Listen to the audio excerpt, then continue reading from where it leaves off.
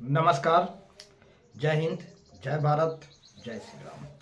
मैं वीरेंद्र कुमार अधिवक्ता और आज मैं पुनः आप लोगों के समक्ष पूर्व की भांति कुछ जन उपयोगी बातें लेकर प्रस्तुत हूँ।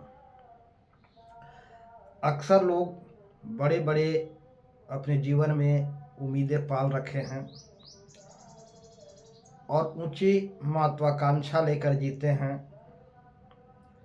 हर कोई से पूछो वे अपना आदर्श किसे मानता है तो किसी महान शख्सियत का नाम लेंगे, जैसे गांधी, महावीर, गौतम बुद्ध, कार्ल मार्क्स, ईसा, भारत के प्रधानमंत्री, कोई बड़े नेता, अभिनेता, कोई बड़ा शख्सियत, कोई महान व्यक्तित्व का नाम लेते हैं। हर कोई अपना आदर्श किसी बड़े शख्सियत का उदाहरण लेते हैं, जिसका नेम फेम हो, जिसे लोग बहुत दूर दूर तक जानते हों, जिसका नाम बहुत दूर दूर तक फैला हुआ हो, वैसे शख्सियत का अपना आदर्श मानते हैं। सबसे पहले तो यह जान लेना जरूरी है कि ब्लाइंड फॉलोअर नहीं हुआ जा सकता।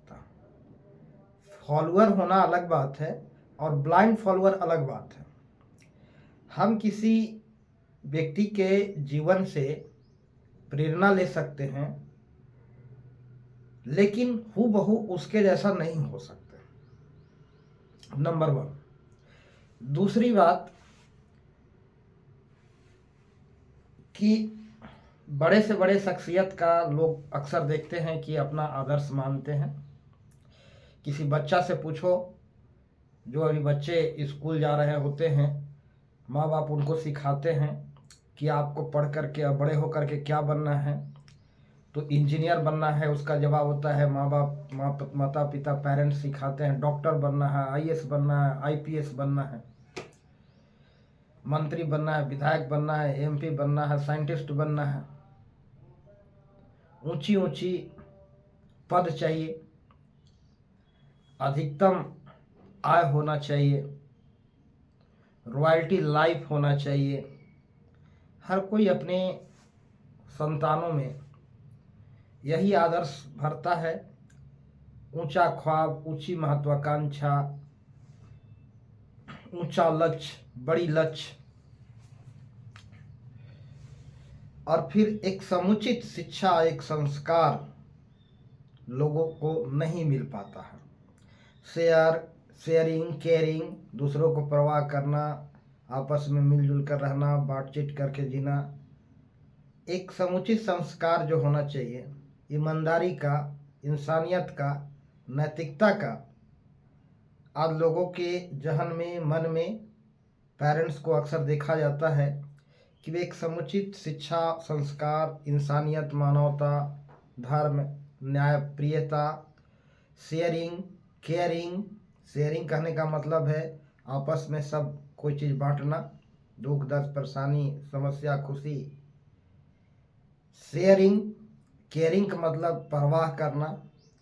ये सभी सही शिक्षा संस्कार का अक्सर अभाव देखने को मिलता। केवल ऊंची ऊंची ख्वाबें, ऊंची ऊंची सामने तस्वीरें लोग रख करके अपना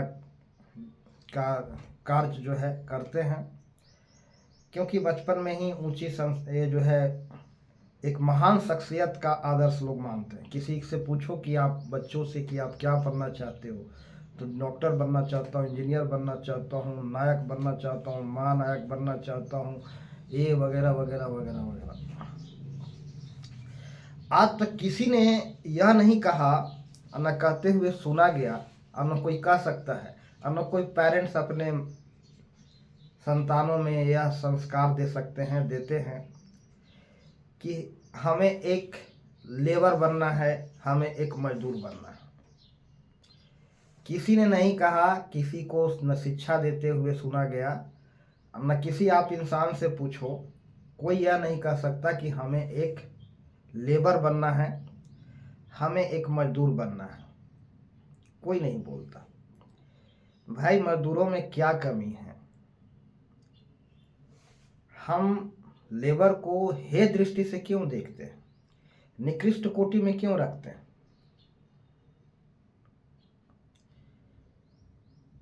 लोग कहते हैं कि सांसारिक जीवन जो लोग जी रहे हैं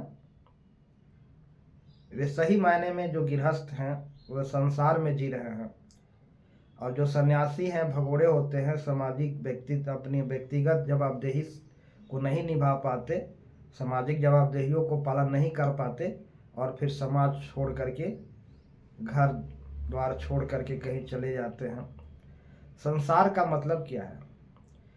संसार शब्द जो शब्दों के मेल से बना है, सम जोड़ सार। सम यानी बराबर, सार माने अर्थ, बराबर के अर्थ में, यानी सब बराबर, हम तुम बराबर, कोई भेदभाव नहीं। इस भावना में जीना संसार में जीना है। संसार का मतलब यही है। तो कोई इंसान, सब इंसान, अब पेरेंट्स अपने बच्चों में ऊंची महत्वाकांक्षा भरते हैं, ऊंचा लक्ष्य बनाने के लिए प्रेरित करते हैं। इंजीनियर, आईएएस, आईपीएस, डॉक्टर, नायक, महानायक, कोई बड़ा शख्सियत, कोई ऊंची ख्वाब, बड़ी ऊंची ऊंची ख्वाबें भरते हैं। लेकिन आज में किसी ने नहीं कहा कि एक मजदूर बनना है। मजदूर बनना है ऐसा किसी का ख्वाब नहीं होता, इसलिए कि आज मजदूरों को हे दृष्टि से देखा जाता है, निकृष्ट कोटि में समझा जाता है, जबकि एक दिमागी खलल मात्र है। वास्तविक धरातल पर इंसानियत की पूजा होना चाहिए। और प्राचीन काल में सिर्फ काम के बंटवारा हुए थे, लेकिन जिसके आधार पर समाज में वर्ग बने थे, लेकिन काम को लेकर के, काम के आधार पर छोटा या बड़ा कोई काम नहीं होता है, काम सब बराबर है। जैसे एक फिल्म में या किसी नाटक में अलग अलग रोल एक व्यक्ति अदा करता है, लेकिन सब व्यक्ति ही होता है, सब मानव ही होता है, लेकिन उसका रोल अलग अलग होता है।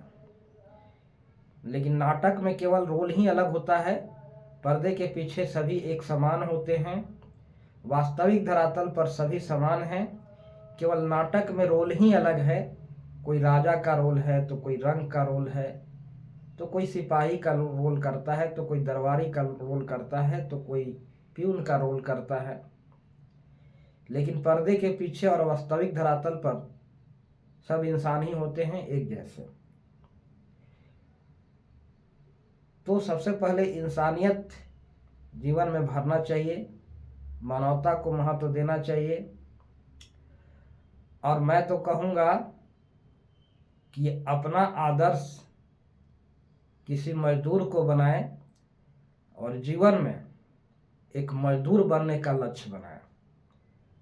इसका गहरे निहितार्थ को जानना जरूरी है जो मैं कह रहा हूँ। सेवा की भावना, दूसरों की सेवा करने की जो भावना है, यह सबसे परम पवित्र कर्म है। और अपना डेडिकेशन के साथ, समर्पण के साथ स्वामी भक्ति का जो भावना है, यह आत्मसात करने की जरूरत है।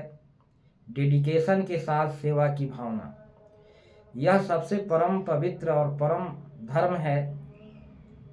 और यह काम की जवाबदेही मजदूरों पर सौंपी गई है।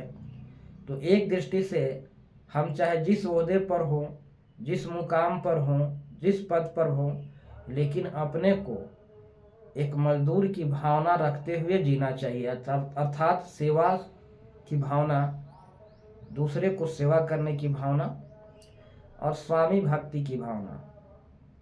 ईमानदारी से अपना कर्तव्य सेवा भाव से करने वाले लोग को हम दूसरे शब्दों में, एक अलग शब्दों में मजदूर नाम दे सकते हैं। तो मजदूर अपना आदर्श बनाने में कोई अतिशयोक्ति नहीं है, किसी प्रकार की गलानी की बात नहीं है, किसी प्रकार की शर्मिंदगी की बात नहीं है, किसी प्रकार की बेइज्जती की बात नहीं है। इसलिए जीवन में मजदूर होने का भी लक्ष्य बनाना चाहिए। बच्चों में यह भी संस्कार दिया जाना चाहिए। तो आज के लिए इतना ही। मैं अपने वाणी को यहीं विराम देना चाहूँगा और अंत में मैं तमाम दर्शकों को प्यार भरा नमस्कार बोलना चाहूँगा। सभी को प्यार भरा नमस्कार। जय हिंद, जय भारत, जय श्री राम।